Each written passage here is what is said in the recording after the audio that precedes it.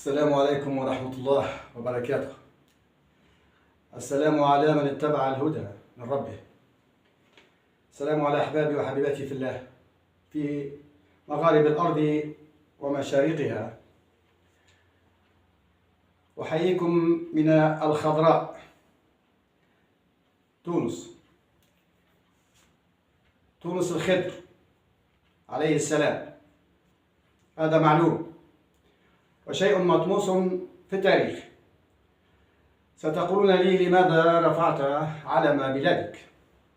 أين بقية أعلام ورايات بقية البلدان؟ نعم، في كل مرة سأرفع راية بلد شقيق وصديق عربي وإسلامي، فكلنا أمة واحدة. كنتم خير أمة أخرجت للناس، تأمرون بالمعروف وتنهون عن المنكر وتؤمنون بالله، ولو آمن أهل الكتاب لكان خيرا لهم. راية تونس الحبيبة، نعم، تونس التي تحبونها كثيرا ويحبها معظم شعوب العالم. نعم، قلت لكم في كل حلقة سأرفع راية بلد من بلداننا الشقيقة والصديقة الإسلامية والعربية، وحتى رايات بلدان أخرى تحبنا ونحبهم، شعوبا وقبائل. إنا خلقناكم من ذكر وأنثى وجعلناكم شعوبا وقبائل. لماذا؟ لتعارفوا.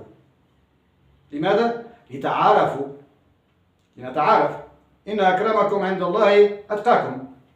الحقيقة أنا أرفع هذه اللافتة، فيها كما تعلمون من قبل هذه الرسمة على قبر الخضر عليه السلام، هي فسقية قبر الخضر عليه السلام في الوطاقة العتيقة أوتيك، نعم، التي يعود تاريخ إنشائها وإنشاء كلية الحكمة ومدرسة الحكمة العظيمة فيها إلى ما يقارب 1600 سنة قبل الميلاد، وليس 1100 سنة قبل الميلاد. لماذا أقول هذا؟ هل أني أتحدى علماء التاريخ والحضارة وما إلى ذلك، أو آتي بأشياء من وحي الخيال؟ لا، هذا بكل بساطة لأننا عندما نتبع الأحداث ونقرأ كتاب ربنا الذي فيه التاريخ مفصل تفصيلا، نعم، بعلم الزمكان وبعلم الرقم والرقيم وبالأحداث وبالقصص، نحن نقص عليك أحسن القصص بما أوحينا إليك هذا القرآن وإن كنت من قبله لمن الغافلين. نحن عندما نقرأ كتاب ربنا سبحانه وتعالى نعلم يقينا أنه كتاب عظيم، فيه التاريخ، فيه الجغرافيا، فيه كل العلوم، فيه الفيزياء، فيزياء الكون، خلق الكون، مسك السماوات والأرض، نعم، الأفلاك، كل شيء مفصل تفصيلا في كتاب ربنا سبحانه وتعالى. علم الجينات، الانحدار والسلالة، نعم، علم التاريخ، الحضارات، نعم، السابقة، ويتحدث أيضا عن الحضارات اللاحقة والآتية. فيه ما صار من ذي قبل وفيه ما هو قادم. حق اليقين، عين اليقين، بعلم اليقين. عندما تقرأ كتاب ربك سبحانه وتعالى ستتعلم علوما كثيرة جدا جدا، نعم. قل لو كان البحر مدادا لكلمات ربي لنفذ البحر قبل أن تنفذ كلمات ربي ولو جئنا بمثله مددا. ويقول أيضا ولو أن ما من شجرة أقلام والبحر يمده من بعده 7 أبحر ما نفذت كلمات الله. نحن نتحدث على هذه القناة السر الأعظم، علم من الكتاب، نعم. والمعذرة إن سقطت هذه الراية فسنعيدها، لا مشكلة. إذن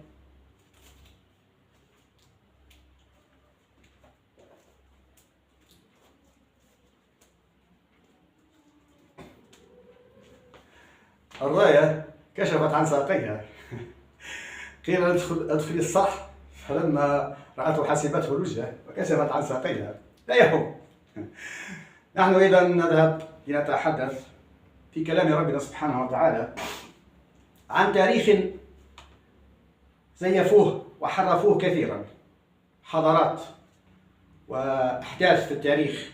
نعم، هنا في هذه الحلقة نجيب مارك زوكربيرغ حول رفع شعار لابد من تدمير قرطاج. قرطاج دمرتموها، وهي إمبراطورية ذي القرنين عليه السلام، مملكة ذو القرنين، دمرتوها المرة الأولى، ثم بعد سنين وسنين، قرابة 2000 سنة، عدتم ودمرتموها للمرة الثانية. نعم، ثم أنتم هؤلاء يا معشر الروم وأتباعكم وعملائكم، نعم، والخونة الذين يتبعونكم، تترقبون وعدا إلهيا، وعدا من الله، ليس وعدا منا، وعدا في كتاب ربنا سبحانه وتعالى في سورتين، في سورة الإسراء وفي سورة الروم، في آيات كثيرة. لكننا اليوم عندما أفسد بنو إسرائيل المتقوين والمستعينين بالروم ودول الروم، نعم، ودمروا بلدانا وشردوا شعوبا وشردوا قبائل، نعم، وأحدثوا الفزع والفتن والدمار في كل مكان، في العراق، في سوريا، في اليمن، في ليبيا، نعم، في عديد الأماكن، في هيروشيما في اليابان، في ناغازاكي، في عديد البلدان في العالم، في أفغانستان، نعم، في فلسطين. هم لا يتناهون عن منكر يفعلونه، لا يتناهون، الروم وبنو إسرائيل لا يتناهون عن الإفساد في الأرض.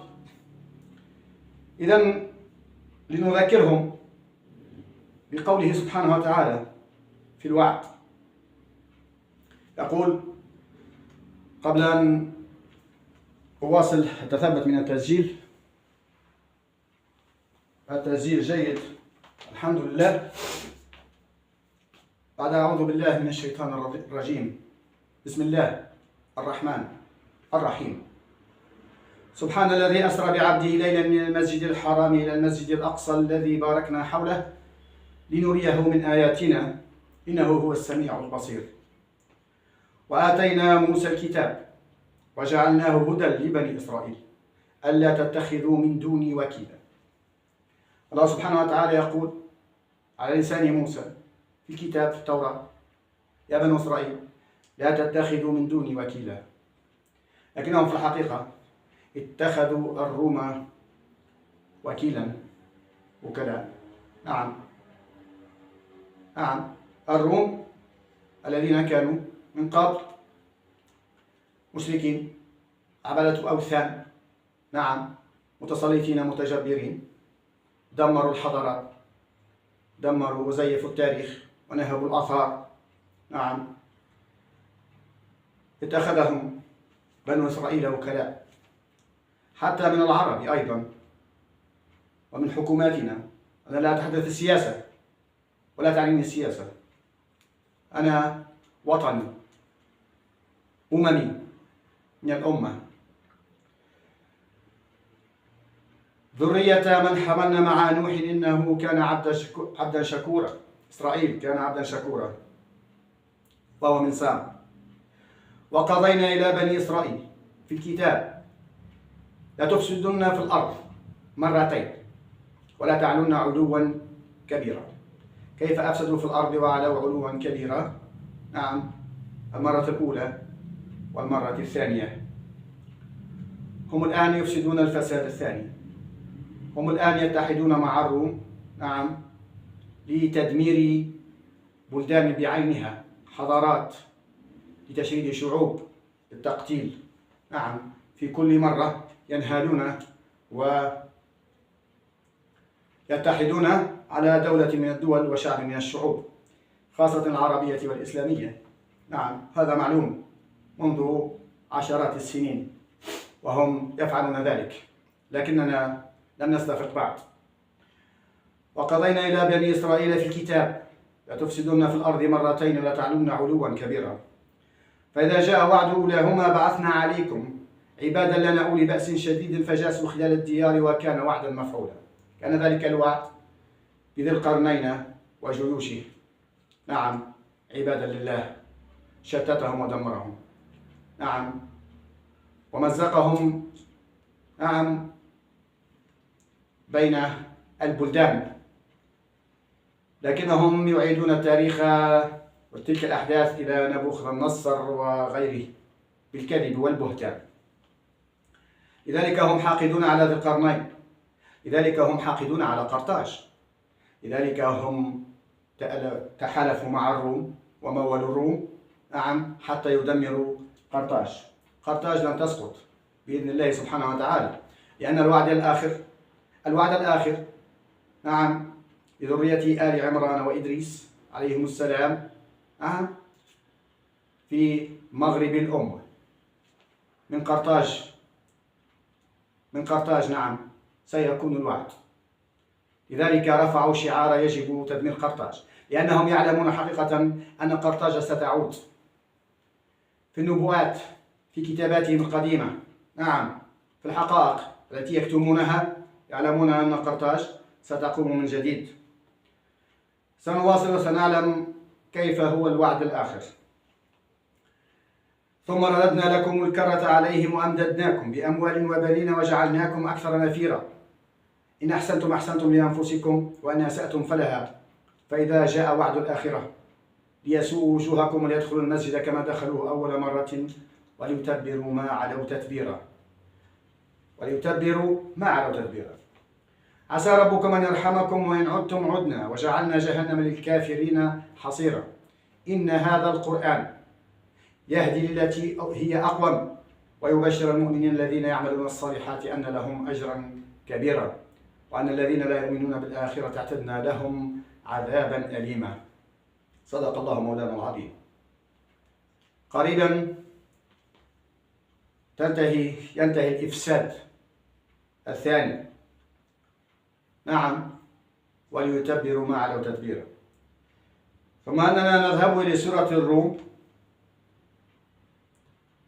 لنقرأها حق قراءتها ونتلوها حق تلاوتها، بالحق، وبالحق أنزلناه وبالحق نزل. لا نقرأها غلبت الروم، سنقرأها كما أنزلت حق النزول. بسم الله الرحمن الرحيم. ألف لام ميم. غلبت الروم في أدنى الأرض. غلبت الروم أين الروم الغالبين على أمرنا إلى يومنا هذا؟ نعم، هذه أقدار الله سبحانه وتعالى.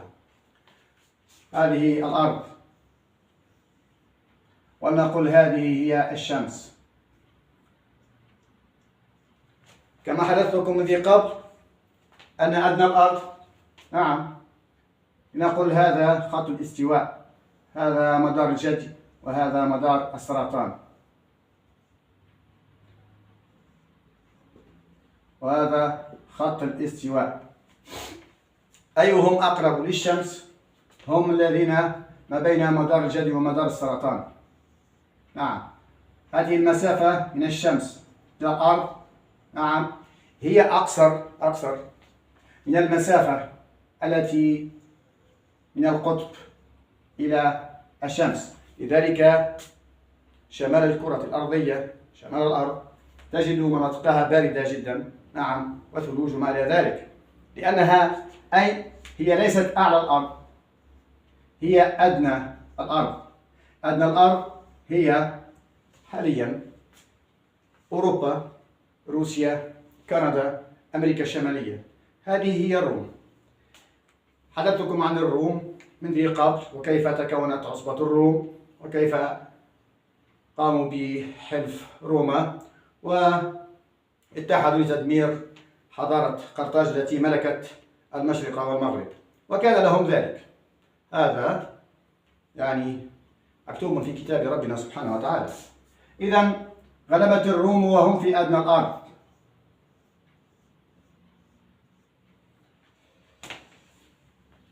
غلبت الروم في أدنى الأرض، هم غالبين، والله غالب على أمرنا ولكن أكثر الناس لا تعلم شيئا. هم غالبين، هم وبنو إسرائيل، بدعم بنو إسرائيل، بعقول بنو إسرائيل، بمكر بنو إسرائيل. نعم، بمكرهم سيطروا وهم الحاكمين في العالم حاليا. غلبت الروم في أدنى الأرض وهم من بعد غلبهم سيغلبون. الوعد الرباني أن الروم واتحادهم وتحالفهم وسيطرتهم وقوتهم العسكرية والنووية وما إلى ذلك والتصنيعية والتكنولوجية وكلها هي غالبة، لكنهم سيغلبون. في كم من سنة؟ في بضع سنين. في بضع سنين، لا أدري كم، ولكنها بضعة سنين. كما لبث يوسف عليه السلام في سجنه، فلبث في السجن بضع سنين. لله الأمر من قبل ومن بعد، هذا أمر الله.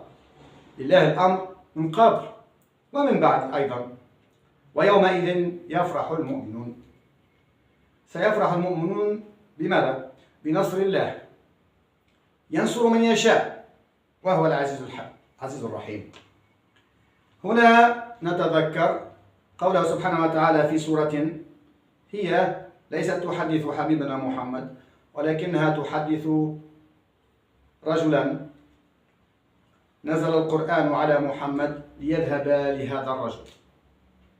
يقول سبحانه وتعالى في نفس سياق هذه الآيات لهذا الرجل الذي على يديه ستهزم الروم، سيغلبون. نعم، إنا فتحنا لك فتحا مبينا ليغفر لك الله ما تقدم من ذنبك وما تأخر ويتم نعمته عليك ويهديك صراطا مستقيما وينصرك الله نصرا عزيزا. النصر العزيز أحبابي، نعم، هو الفتح المبين والنصر العزيز. متى؟ نعم، حين تغلب الروم، حين تنتهي الروم وسيطرتها وجبروتها وحكمها، نعم، على العالم كله بأسباب من الله سبحانه وتعالى. طبعا نواصل إذن في سورة الروم بنصر الله. ويومئذ يفرح المؤمنون بنصر الله ينصر من يشاء. إذن الله سبحانه وتعالى هنالك من سيشاء الله سبحانه وتعالى لنصرته، وبنصرته ونصره العزيز، نصره نصرا عزيزا، يومئذ يفرح المؤمنون. وعد الله لا يخلف الله وعده ولكن أكثر الناس لا يعلمون. يعلمون ظاهرا من الحياة الدنيا وهم عن الآخرة هم غافلون. أولم يتفكروا في أنفسهم ما خلق الله السماوات والأرض وما بينهما إلا بالحق وأجل مسمى وأن كثيرا من الناس بلقاء ربهم لكافرون. صدق الله مولانا العظيم. إذن أحبابي في الله، هنا نتحدث عن قصص في القرآن، عن وعد إلهي رباني، وعد لا ريب فيه. وعد الله حق، نعم، حق يقين. أين اليقين؟ الله لا يخلف الميعاد. هذا الوعد اقترب كثيرا، هذا الوعد اقترب كثيرا، وهم يعلمون أيضا أن الوعد اقترب. لكننا سنتحدث في شيء ما من التاريخ القريب والقريب جدا، في الحرب العالمية الثانية التي نشبت بين حلف ألمانيا واليابان وإيطاليا ضد الحلفاء أمريكا وفرنسا، وبطبيعة الحال معهم بريطانيا إنجلترا. كانت حربا. ما الذي دفع بهذا الرجل الذي لن أسميه لأنه تسميته في حد ذاتها يعني ستمنع نشر هذا الفيديو. لذلك فعندما تكلم عن أدولف الذي درس التاريخ وعلم كثير الأسرار في التاريخ، علم أن هنالك وعدا آخر، وأن هنالك شخصية ما سيعطيها الله سبحانه وتعالى القدرة والقوة على أن تهيمن وتسيطر على العالم كله. يسمونه في نبواتهم وعند عرافينهم نعم فتى الشرق أو حنبعل الجديد. نعم، لكن نحن نتبع كلام ربنا لا نتبع كلام الدجلة. نعم، فأدولف أكبر خطأ ارتكبه هو أنه عاد السامية. عاد نعم السامية من سلالة سام، وهم بنو إسرائيل. الله سبحانه وتعالى في قصة سام وقتله أخاه حام قال: واتلو عليهم نبأ ابني آدم بالحق إذ قرب قربانا فتقبل من أحدهما ولم يتقبل من الآخر قال لأقتلنك، ثم قتله. يعني بعدها مباشرة يقول: من أجل ذلك كتبنا على بني إسرائيل أنه من قتل نفسا بغير حق أو فساد في الأرض بغير نفس أو حق أو فساد في الأرض فكأنما قتل الناس جميعا، ومن أحياها فكأنما أحيا الناس جميعا. ذلك من أجل تلك الجريمة نقرأ لجدهم الأول سام نعم حكم عليهم ذلك الحكم. فها هنا نحن لا ندعو للعداوة والبغضاء. دين الله سبحانه وتعالى يدعو للتسامح، للتعارف، للتقارب، لعبادة الله الواحد الأحد، لعمل الخير والخيرات، لاستعمال العلوم والتكنولوجيات والصنع والابتكار لمصلحة الناس ولفائدة الناس. الله سبحانه وتعالى لا يدعونا للبغضاء والعداوة، لكنه ألقى بين فئة وأخرى، ألقى بينهم العداوة والبغضاء إلى يوم القيامة. لماذا؟ لأسباب يعلمها الله سبحانه وتعالى ونعلم البضعة منها. فنحن لا يجب أن نعادي أحدا. نعم، طالما أن هذه الراية تريد أن يعني تكشف عن نفسها فلنزيلها. إذن فهذا الرجل أدولف أخذ من التاريخ الكثير والكثير، كان باحثا في التاريخ، كان مثقفا كثيرا، وحين وصل إلى سدة الحكم في ألمانيا أراد أن يصبح هو الموعود، أراد أن يكون هو الشخصية التاريخية المذكورة في جميع الكتب السماوية. فحين استدعى الإمام الأكبر لجامع فلسطين المسجد الأقصى، الإمام الأكبر سأله وحدثه كيف هذا. هنالك من شك في نفسه أصلا، حتى جمال عبد الناصر كان يظن نفسه هو الموعود، هذه الشخصية الموعودة التي لم تظهر بعد. نحن نترقبه، ونترقبه لماذا؟ لأن موعد ظهوره اقترب كثيرا كثيرا. فلا يهمنا في هذه الشخصية أساسا من تكون، لأنه علامة من العلامات يقول فيها محي الدين بن عربي يعني بكل صدق في الفتوحات المكية، وهو عارف بالله في الكشف والتجلي والارتقاء: قل ألفيته في الربوة الخضراء المزدانة الغراء تونس الخضراء. نعم، يمشي بهم في نور علم هداية بالسنة البيضاء، والذكر يتلى والمعارف تنجلي فيه من الإمساء للإمساء. إذن هو قرطاجني كما يتنبؤون به المتنبئون، ولكن في كتب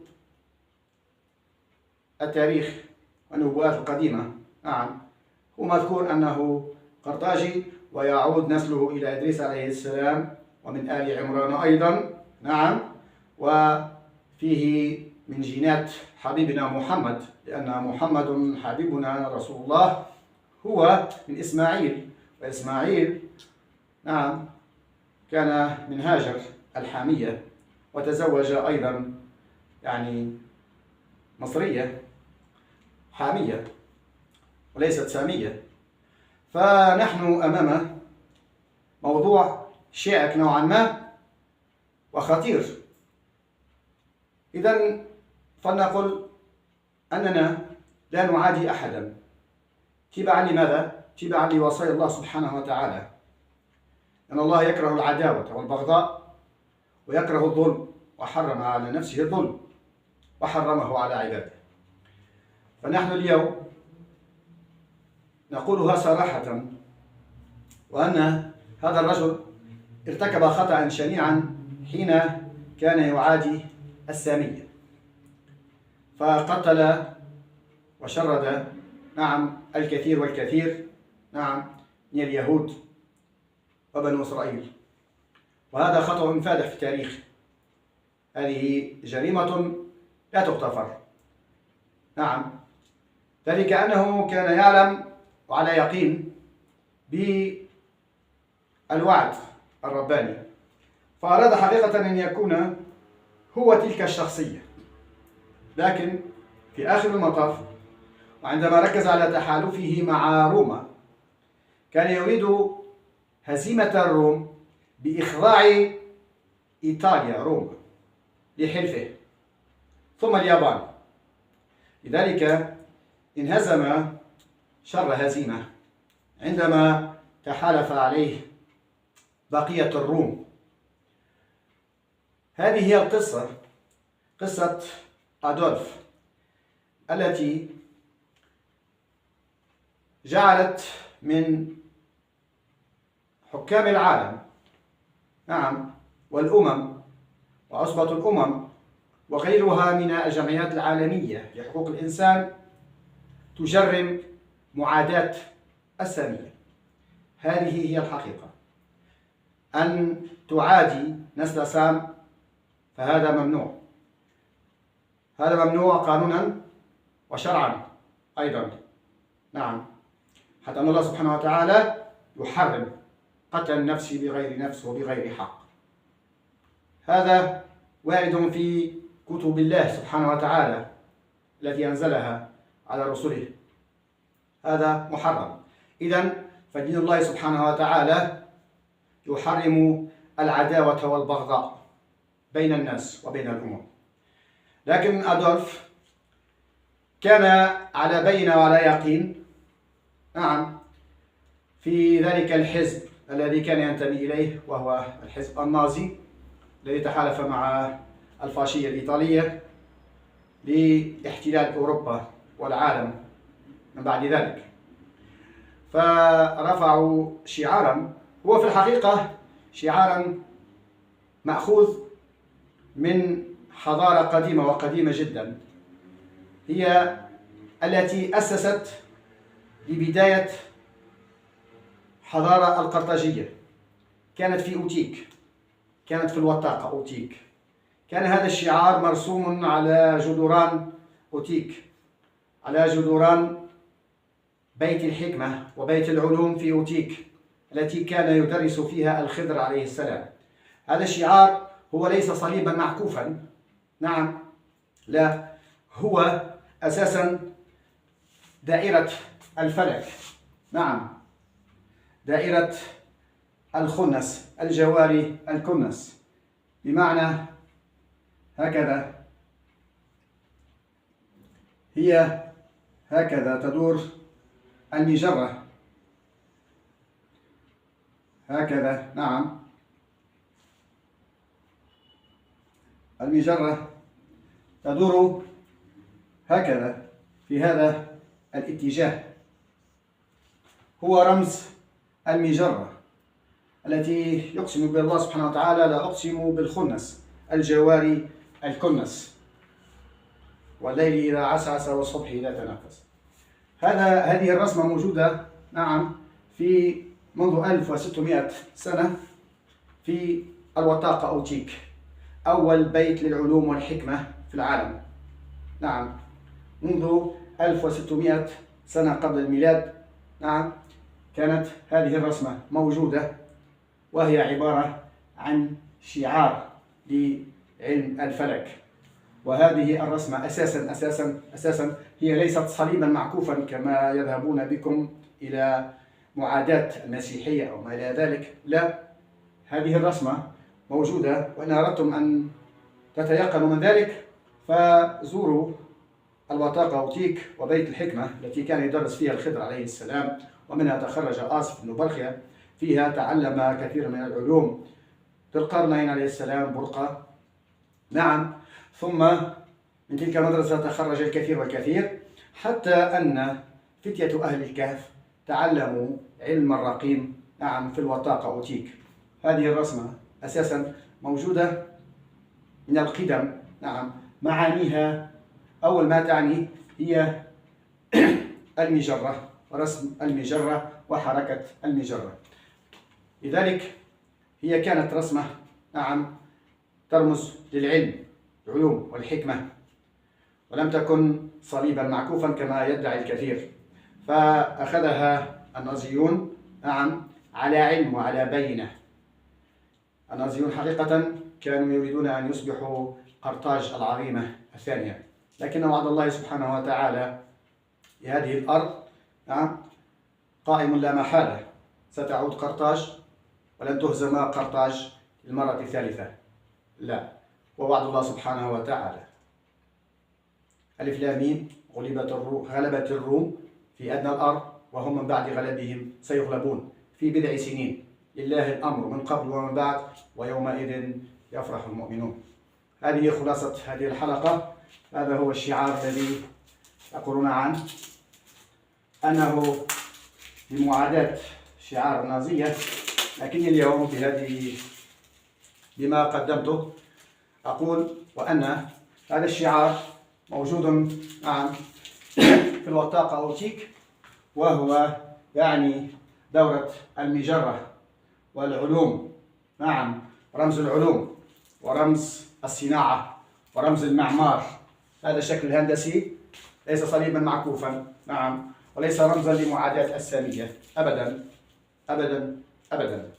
هذا الرمز موجود في الوثاقة أوتيك العتيقة من قبل قيام مملكة قرطاج وإمبراطورية قرطاج العظيمة التي أسسها ذو القرنين. الوعد الآخر، نعم، من هذا البلد إن شاء الله، البلد الطيب والتين والزيتون وطور سينين، وهذا البلد الأمين. السلام عليكم ورحمة الله.